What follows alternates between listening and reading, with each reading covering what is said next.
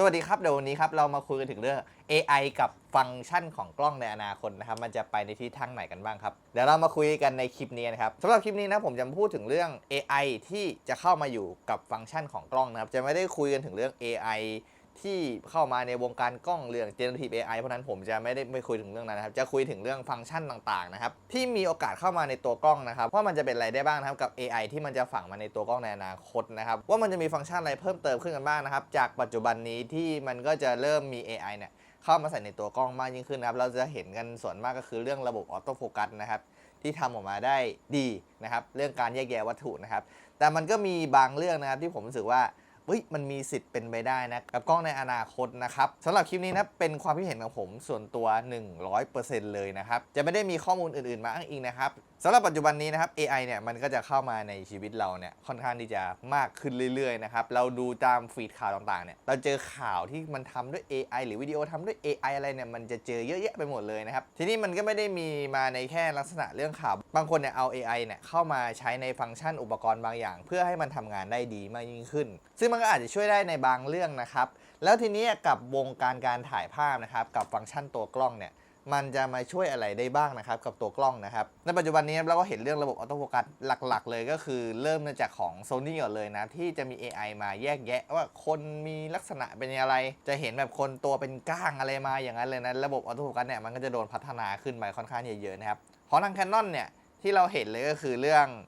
งระบบโฟกัสเหมือนกันนะครับที่ออกมาในตัว R1 และ R5 Mark II เนี่ยมันทำออกมาได้ดีมากยิ่งขึ้นนะโดยเฉพาะเรื่องการถ่ายภาพกีฬานะครับที่เขาเอามายกตัวอย่างคือบอลเนี่ยเห็นชัดเลยว่ามันฉลาดมากคือบอลมันไปอยู่ที่คนไหนเนี่ยมันไปโฟกัสตรงนั้นเลยคือเนี่ยเขาเอา AI เข้ามาช่วยประมวลผลนะครับในเรื่องระบบออโต้โฟกัสนะครับที่นี่ครับผมก็เลยมาลองคิดดูว่า AI ที่มันจะเข้ามาในตัวกล้องเนี่ยอนาคตมันอาจจะไม่ใช่แค่เรื่องกีฬาก็ได้มันอาจจะเป็นเรื่องการถ่ายภาพงานอื่นๆนะครับอย่างปัจจุบันนี้นะมือถือเนี่ยเวลาเราเอามือถือขึ้นมาส่องอะไรไปเนี่ยอย่างของผมเนี่ยเวลาผมส่องไปที่ดอกไม้มันก็จะขึ้นมาเลยว่าเป็นดอกไม้นะถ่ายไปที่คนปุ๊บก็เป็นพอร์เทรตถ่ายที่ท้องฟ้าปุ๊บก็เป็นวิวหรือเป็นท้องฟ้านะครับอนาคตเนี่ยตัวกล้องเนี่ยเวลาเราส่องไปที่อะไรเนี่ยมันอาจจะมีขึ้นสัญลักษณ์พวกนั้นมาได้เลยนะครับซึ่งมันทำให้ตัวกล้องเนี่ยมันสามารถประมวลผลได้ว่าตอนนั้นอ่ะมันอยู่ในสถานการณ์อะไรนะครับสิ่งที่ผมจะสื่อก็คือเขาอาจจะมีการใส่มาในงานบางงานยกตัวอย่างเช่นงานแต่งเนี่ยงานแต่งงานเวดดิ้งนะครับเวลาเราถ่ายภาพงานแต่งงานเวดดิ้งเนี่ยเราก็จะโฟกัสที่บ่าวสาวเป็นสำคัญนะครับบางทีเนี่ยเปิดฟังก์ชันนี้ปุ๊บเนี่ยมันจะไปโฟกัสที่เจ้าบ่าวเจ้าสาวคือในตัวกล้องเนี่ยมันอาจจะคำนวณว่าอันนี้คือเจ้าบ่าวเจ้าสาวนะเราต้องโฟกัสที่เจ้าบ่าวเจ้าสาวก่อนเป็นอันดับหนึ่งอะไรประมาณนี้นะครั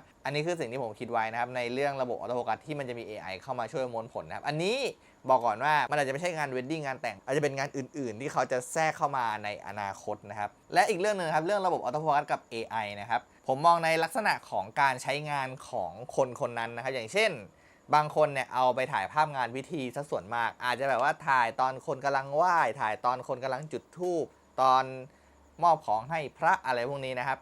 บอาจจะมีอัลกอริทึมบางอย่างที่มันฝังมาในตัวกล้องนะครับเป็น AI ที่มันสามารถจะ activate แบบออโต้สมมุติถ่ายงานพิธีเนี่ยเราโฟกัสตรงหน้าคนถือเทียนคนถือธูปแบบบ่อยๆตัวกล้องเนี่ยมันก็จะเก็บอัลกอริทึมเนี่ยเข้าไปในตัวกล้องนะครับแล้วมันก็จะ activate ให้เองแบบออโต้นะเมื่อเราถ่ายงานไปสักพักนึงเนี่ยพอตัวกล้องมันรู้นะว่าพฤติกรรมเราเนี่ยเวลาเราถ่ายภาพลักษณะเนี่ยเราจะโฟกัสที่คนนี้ตัวกล้องเนี่ยมันก็จะโฟกัสให้แบบอัตโนมัติเลยนะครับคือตัวกล้องนะครับมันจะมีความฉลาดมากยิ่งขึ้นนะครับมันจะสามารถโฟกัสในจุดที่เราอยากให้โฟกัสได้โดยที่เราไม่ต้องไปนั่งกดหรือเราไม่ต้องไปนั่งเลือกเองอะไรเลยนะครับอันนี้อาจจะเป็นฟังก์ชัน AI ที่มันจะมีมาในอนาคตก็เป็นไปได้ครับรวมถึงเรื่องการโฟกัสที่ตัวกล้องมันสามารถคิดให้เราเองได้นะครับอย่างเช่นถ้าเราไปส่องตรงต้นไม้เนี่ยตัวกล้องเนี่ยมันก็จะปรับโฟกัสให้เข้ากับการถ่ายต้นไม้แล้วเราไปส่องตรงหน้าคนเนี่ยตัวกล้องเนี่ยก็จะปรับโฟกัสให้เข้ากับการถ่ายคนเป็นหลักพวกนี้นะครับอนาคตเนี่ยอาจจะเป็นแบบนี้ก็เป็นได้นะครับเรื่องหนึ่งที่ผมเห็นกันแบบชัดๆเลยคือเรื่องกันสั่นแบบดิจิตอลนะครับคือเวลาเราถ่ายวิดีโอนะครับถ้าเราต้องการการกันสั่นในกล้องปัจจุบันนี้นะถ้าเราต้องการให้มันนิ่งมากยิ่งขึ้นเนี่ยเราสามารถเปิดดิจิตอล IS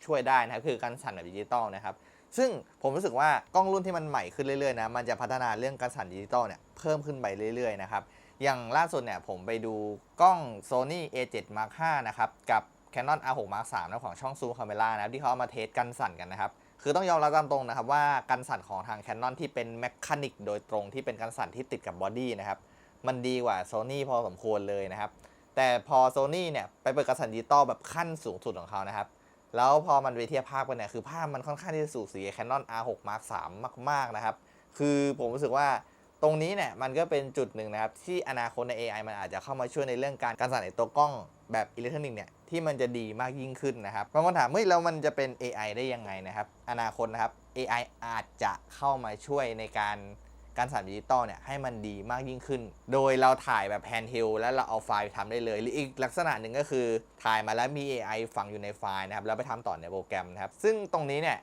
ทาง Sony เนี่ยมันก็มีอยู่แล้วนะครับก็คือถ่ายมาเนี่ยมันจะมี Gyro Data ฝังในไฟล์ซึ่งต้องเอาไปทำต่อในโปรแกรมหลายๆคนก็พูดมาเป็นเสียงเดียวกันเลยนะครับว่ามันทำงานค่อนข้างยากเพราะมันต้องไปเลือกในโปรแกรมอื่นแล้วกว่าจะ Export กว่าจะอะไรมันจะค่อนข้างนานนะครับอนาคตอาจจะมีถ่ายวิดีโอที่มีไฟล์ AI เนี่ยฝังอยู่นะครับเป็นแบบกันสั่นโดยตรงเลยนะครับแล้วพอเข้าไปในโปรแกรมตัดต่อนะครับเป็นโปรแกรมที่คนใช้ทั่วไปนะอย่างเช่นพวก Adobe Premiere DaVinci Vegas Final Cut CapCut พวกนี้นะครับมันอาจจะมีการ Export ทำให้ไฟล์จากที่สั่นเนี่ยมันกลายเป็นนิ่งได้มากยิ่งขึ้นในโปรแกรมแบบง่ายๆเลยนะโดยที่เราไม่ต้องมายุ่งยากในการทำครับหรืออาจจะเป็นแบบแรกที่ผมบอกก็คือทำให้การสั่นเนี่ยมันดีตั้งแต่ในตัวกล้องเลยนะครับคืออาจจะมีอะไรมาช่วยประมวลผลทำให้มันดีมากๆไปเลยนะครับตรงนี้ก็ต้องรอดูกันในอนาคตครับ AI ที่จะเข้ามาในตัวกล้องข้อที่3ครับผมก็จะเป็นเรื่องการถ่ายภาพแบบ HDR แบบจบหลังกล้องแบบสวยๆเหมือนที่เราถ่ายในมือถือเลยนะครับคือตรงนี้เนี่ยมันก็ต้องมาดูพฤติกรรมผู้ใช้งานในอนาคตด้วยนะว่าเทรนด์มันจะไปในเวไหนนะครับอย่างการถ่าย HDR ที่ถ่ายมาปุ๊บแล้วภาพมันจะดูแบบว่า Shadow มันโดนขุดขึ้นมาให้แล้วก็ทางไฮไลท์ลดลงแล้วเห็นท้องฟ้าแล้วเนี่ยมันก็มีมาอยู่แล้วในตัวกล้องนะครับอย่างเช่น R6 Mark II เนี่ยมันสามารถทำได้นะครับคือถ่ายปุ๊บเนี่ยมารอแป๊บหนึ่งนะครับแล้วมันก็จะถ่ายภาพออกมาเป็น HDRได้เลยนะครับแต่กล้องในอนาคตนะการที่ใช้ AI เข้ามาช่วยประมวลผลภาพพวกตระกูล HDR พวกนี้มันอาจจะถ่ายง่ายเหมือนแบบมือถือเลยคือถ่ายปุ๊บก็ติดเลยถ่ายปุ๊บก็ติดเลยนะครับถ่ายปุ๊บก็ได้ภาพมาเลยนะครับคือผมว่าคนที่ถ่ายรูปมานะครับแรกๆนะครับต้องเคยเจอเหตุการณ์นี้แน่ๆนะก็คือเราถ่ายภาพมาเนี่ยถ่ายปุ๊บท้องฟ้าขาวจั่วเลยนะครับแต่คนหน้าสว่างท้องฟ้าแบบมองอะไรไม่เห็นเลยแทบจะไม่ได้เก็บรายละเอียดอะไรเลยนะครับส่วนตรงนี้ในอนาคตเนี่ยอาจจะมี AI เข้ามาช่วยประมวลผลแล้วก็ทดแทนส่วนตรงนั้นเข้าไปนะครับเพราะมันมีอยู่ช่วงหนึ่งเนี่ยผมใช้กล้องใหญ่ถ่ายบ่อยๆใช่ไหมผมก็จะรู้แล้วว่าถ้าถ่ายอย่างเงี้ยในสถานการณ์อย่างเงี้ยข้างหลังเนี่ยมันจะขาวจั่วไปเลยนะครับทีนี้ผมก็ถ่ายภาพตามปกติแต่ว่ามีคนนึงนะครับเอาโทรศัพท์รุ่นใหม่ๆมาให้ผมกดถ่ายภาพหมู่ให้นะครับพอผมลองเอามาปุ๊บแล้วพอผมลองดูในจอปุ๊บผมแบบอุ้ยทำไมมันเก็บข้างหลังได้หมดเลยข้างหน้าก็สว่างโพลนเลยนะครับเป็น HDR ของทางตัวมือถือของเขานะครับผมก็เลยรู้สึกว่าอนาคตเนี่ยเป็นไปได้ที่เขาจะใส่มาในตัวกล้องแล้วมันทำงานได้รวดเร็วและง่ายมากขึ้นนะครับแต่ทีนี้ก็ต้องมาดูเทรนด์โดยรวมของคนถ่ายภาพในอนาคตด้วยนะว่าพฤติกรรมผู้บริโภคเนี่ยจะไปทางไหนเพราะว่าเรื่องตรงนี้เนี่ยผมรู้สึกว่ากล้องใหญ่เนี่ยมันจะมีเสน่ห์ในแบบฉบับของกล้องใหญ่อยู่นะครับกล้องมือถือมันจะมีเสน่ห์ในอีกแบบลักษณะหนึ่งนะครับเรื่องที่ AI จะเข้ามาในตัวกล้องเรื่องที่4ครับก็คือเรื่องการใช้ AI ฝังในไฟล์ภาพนิ่งนะครับอันนี้ผมคิดเองของผมนะคือผมก็ไม่รู้หลักการทำไฟล์มันเป็นยังไงนะแต่ผมลองเอามาคุยกันเล่นๆนะครับว่ามันมีโอกาสเป็นไปได้ไหมคือเรื่อง Dynamic Range ของตัวกล้องนะครับอย่างหลายๆตัวเนี่ยมันก็จะขุดทาง Shadow ขึ้นมาเนี่ยมันจะขุดไม่ยากมากแต่มันจะดึงไฮไลท์ลงเนี่ยค่อนข้างยากกับกล้อง Canon เนี่ยมันจะเห็นค่อนข้างที่จะชัดนะครับว่าไฮไลท์มันดึงไม่ค่อยลงแต่ Shadow มันดึงขึ้นได้แต่อาจจะมีความปื้ดๆมาบ้างนะครับทีนี้ไอการที่มี AI ฝังเข้ามาในไฟล์เนี่ยในส่วนตัวผมมองว่ามันจะทำให้การขุดภาพเนี่ยมันง่ายมากยิ่งขึ้นคือมืดมาสว่างเนี่ยก็จะยังมีรายละเอียดอยู่ส่วนทางไฮไลท์ที่เราต้องดึงลงมาเนี่ยมันก็จะสามารถดึงลงมาได้มากยิ่งขึ้นนะครับตรงนี้ก็จะเป็นเรื่อง AI ที่มันจะฝังมาในไฟล์ในอนาคตนะครับอันนี้ต้องรอดูว่ามันเป็นไปได้ไหมแต่ส่วนตัวผมมองว่าเรื่องนี้เป็นไปได้ยากเพราะว่าไฟล์รอมันทำออกมาดีอยู่แล้วแต่มันก็อาจจะเป็นไปได้ที่จะมี AI ฝังเข้ามาในไฟล์ทำให้เราเนี่ยทำไฟล์ได้ง่ายมากยิ่งขึ้นนะครับหรือการที่มี AI ฝังเข้ามาในไฟล์นะครับมันจะช่วยให้ภาพเนี่ยเวลาเราไปทำเนี่ยมันจะทำให้ดูเนียนตาหรือดูจริงมากยิ่งขึ้นนะครับอันนี้ผมขอแยกก่อนนะผมพยายามจะพูดให้ท่านผู้ชมเข้าใจในมุมของผมนะครับผมต้องขอแยกเป็นแบบนี้ก่อนผมไม่รู้ว่าใช้คำศัพท์อะไรนะแต่ผมจะขอใช้คำว่าฮาร์ดแวร์กับซอฟต์แวร์นะฮาร์ดแวร์ก็คือตัวกล้องเลนส์หรือพวกอุปกรณ์ที่เราสามารถจับต้องได้นะส่วนฮาร์ดแวร์เนี่ยมันคือระบบภายในนะครับอย่างตัวฮาร์ดแวร์นะครับอย่างเช่นตัวเลนส์เนี่ยเป็นตัวขับความคมของภาพคือชิ้นเลนส์ดีเวลาเราถ่ายภาพเนี่ยภาพมันจะขับความคมออกมาดีการถ่ายย้อนแสงมันจะไม่ฟุ้งมากจะเห็นคอนทราสต์อะไรพวกนี้อันนั้นคือฮาร์ดแวร์ของตัวเลนส์นะครับซึ่งตัวเลนส์เนี่ยถ้ามันดีพอไฟล์ภาพออกมาได้เนี่ยมันจะคมแบบออปติกเดิมๆของเขาแต่ถ้าเราเอาเข้าไปแต่งคมในโปรแกรมเนี่ยมันจะเป็นความคมแบบซอฟต์แวร์ซึ่งไอความคมแบบซอฟต์แวร์ตรงนี้นะครับ มันจะค่อนข้างที่จะแข็งกระด้างประมาณหนึ่งคือมันจะไม่เหมือนการคมแบบปกติของตัวเลนส์นะผมทำภาพมาเนี่ยผมรู้สึกว่าความคมดิจิตอลมันเป็นความคมที่มันไม่ค่อยสวยเท่าไหร่นะครับแล้วปัจจุบันนี้พอผมลองไปปรับคมแบบดิจิตอลผมรู้สึกว่ามันก็ยังคมแปลกๆอยู่นะมันยังทำออกมาได้ไม่ได้ดีมากนะครับแต่ถ้ามันมี AI เข้ามาช่วยในการประมวลผลนะครับมันอาจจะทำให้ความคมตรงส่วนนั้นเนี่ยมันดูดีมากยิ่งขึ้นนะครับ AI เข้ามาช่วยในเรื่องกล้องข้อที่5ครับผมจะเป็นเรื่องเกี่ยวกับวิดีโอกันบ้างดีกว่าครับแต่ผมบอกก่อนนะหัวข้อนี้น่าจะเป็นหัวข้อที่ไม่น่าจะเป็นไปได้นะครับแต่เอามาลองคุยกันเล่นๆนะครับก็คือเรื่องการ upscale วิดีโอพอพูดมาถึงตรงนี้เนี่ยท่านผู้ชมอาจจะงงนะครับว่าเป็นยังไงคือบางทีเราต้องการไฟล์ 8K แต่ว่าไฟล์ 8K มันอาจจะหนักเครื่องมากเกินไปนะครับเราอาจจะถ่ายเป็น 4K แล้วก็จะเป็นไฟล์นามสกุลเฉพาะของเขาซึ่งสามารถเปิดดูในตัวกล้องได้แต่ถ้าเราเอาไปเปิดดูในคอมนะครับเราจะต้องใช้โปรแกรมเฉพาะในการเปิดนะครับเพื่อที่จะ Export และ Upscale ไปในตัวนะครับเราอาจจะถ่ายที่ 4K แต่เราอาจจะ Upscale ไปถึง 8K 16K อะไรประมาณนี้เลยนะครับซึ่งส่วนตรงนี้นะผมอ้างอิงมาจากเรื่องการ Upscale ภาพในเกมนะอย่าง Nvidia นะเรามี DLSS ถ้าเป็นของ AMD นะครับก็จะเป็น FSR นะครับหลักการทำงานของเขานะถ้าเราเปิด DLSS นะครับสมมติเราเล่นที่จอ Full HD นะครับแต่ภาพที่ส่งออกมาจะเป็นแค่ 720p นะครับแต่ว่าเขาใช้ AI ในการ Upscale ภาพให้เป็น Full HD นะคือเอา AI เนี่ยเข้ามาเติม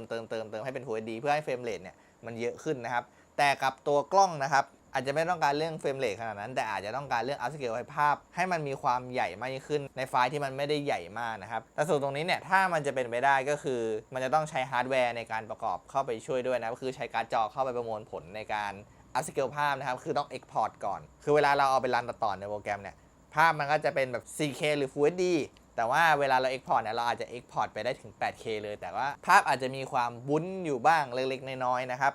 อาจจะไม่ได้แบบเป็น 8K เพียวๆเลยแต่ว่าไฟล์ที่เราเอาไปทำเนี่ยไฟล์มันจะค่อนข้างเล็กนะครับและส่วนตรงนี้เนี่ยผมมองว่าถ้าเกิดเขาจะทำอย่างนี้จริงๆเนี่ยไปเพิ่มการบีบอัดไฟล์เนี่ยมันจะดีกว่านะครับอย่างเช่นการถ่าย 8K เนี่ยมันก็จะมี 8K ธรรมดา 8K IPB แบบ IPB Lite คือแบบว่าไฟล์เล็กลงอีกไฟล์เล็กลงมามากๆแล้วนะครับปัจจุบันนี้ที่เราใช้กันจะมี H.264และมันก็จะมี H.265 H.265 เนี่ยคือไฟล์ที่บีบอัดจาก H.264 ไปอีกค่อนข้างที่จะเยอะเลยนะครับคือไฟล์มันจะเล็กลงค่อนข้างเยอะมากแต่เวลาเราไปตัดต่อในโปรแกรมเนี่ยมันจะใช้ฮาร์ดแวร์ในการประมวลผลที่ค่อนข้างที่จะเยอะมากกว่าปกตินะครับเขาอาจจะไปพัฒนาเรื่องการบีบอัดไฟล์ให้มันไฟล์เล็กแต่คุณภาพยังดีอยู่เนี่ยแล้วไปใช้ฮาร์ดแวร์ในการประมวลผลนะผมว่าแบบนั้นมันจะดูมีความ make sense มากกว่านะอนาคตอาจจะเป็น H.266 นะครับที่มันอาจจะบีบอัดจากไฟล์ H.265 ไปอีกค่อนข้างที่จะเยอะทำให้ไฟล์เล็กมากแต่เวลาเอาไปประมวลผลมันจะประมวลผลหนักมากๆนะครับจะไปหนักทางฮาร์ดแวร์แทนนะครับอาจจะเป็นแบบนี้มากกว่านะแต่ว่าเรื่องการ upscale ภาพนะอาจจะมีความเป็นไปได้ในอนาคตนะครับถ้าในอนาคตเนี่ยมันอาจจะมีปัญหาหลายๆเรื่องคือปัจจุบันนี้ใครที่ติดตามวงการเทคนะครับจะเห็นว่าเรื่องแรมแพงเนี่ยมันจะค่อนข้างที่จะดังเลยนะครับคือผมพูดง่ายๆเลยโดยรวมเนี่ยอุปกรณ์คอมเนี่ยมันราคาสูงมากยิ่งขึ้นนะครับมันกระทบมาถึงวงการกล้องด้วยคือเรื่อง SD card เนี่ยมันราคาสูงขึ้นพวก storage หน่วยความจำต่างๆเนี่ยราคามันขึ้นหมดเลยนะครับถ้าอนาคตราคาอุปกรณ์พวกนี้มันขึ้นไปค่อนข้างที่จะเยอะมากๆเนี่ยทีนี้คนซื้ออาจจะไม่ได้มีกำลังซื้อขนาดนั้นนะครับสุดท้ายเนี่ยภาระก็อาจจะต้องตกไปอยู่ที่ผู้พัฒนาเนี่ยอาจจะต้องออกซอฟต์แวร์มาให้มารองรับกับเหตุการณ์ในอนาคตณตอนนั้นนะครับและพฤติกรรมผู้ใช้ในอนาคตนะว่าจะเป็นไปในทิศทางแบบไหนนะครับก็เป็นยังไงบ้างครับกับคลิปนี้ครับที่ผมนั่งวิเคราะห์ไปนะครับเรื่อง AI กับตัวกล้องในอนาคตครับคือผมบอกก่อนนะครับคลิปนี้นะครับก็มีโอกาสทั้งเป็นไปได้และมีโอกาสทั้งเป็นไปไม่ได้ซึ่งส่วนตัวผมรู้สึกว่ามันอาจจะเป็นไม่ได้ในหลายๆเรื่องเลยนะครับแต่คลิปนี้นะผมเอามาคุยเล่นกันนะครับไม่ได้แบบว่าจริงจังขนาดนั้นนะครับเหมือนว่าผมทำคลิปนี้ขึ้นมาเนี่ยเพื่อให้ในอนาคตตัวผมเองมาดูคลิปนี้เนี่ยผมจะได้รู้ว่าเฮ้ยตอนนั้นผมเคยคิดอย่างนี้ด้วยนะและผมก็อยากจะพูดคุยกับเพื่อนๆในช่องด้วยนะครับว่า AI ในอนาคตเนี่ยมันจะมาช่วยในการถ่ายภาพของเราเนี่ยมันจะมาในลักษณะทิศทางแบบไหนนะครับมันเป็นหัวข้อหนึ่งที่ผมรู้สึกสนใจเป็นการส่วนตัวนะครับผมก็เลยมาทำคลิปนี้นะครับก็สำหรับคลิปนี้นะครับก็ต้องขอจบลงเพียงเท่านี้นะครับหากพูดผิดพลาดประการใดขออภัยไว้ด้วยนะครับคลิปน่าจะเป็นคลิปไล่ฝากติดตามไว้ด้วยนะครับสำหรับใครที่มีความคิดเห็นเรื่อง AI กับฟังก์ชันของตัวกล้องในอนาคตนะครับจะเป็นยังไงนะครับสามารถพูดคุยคอมเมนต์ได้ที่ด้านล่างคลิปนี้เลยครับสำหรับคลิปนี้นะผมต้องขอตัวลาไปก่อนนะครับสวัสดีครับ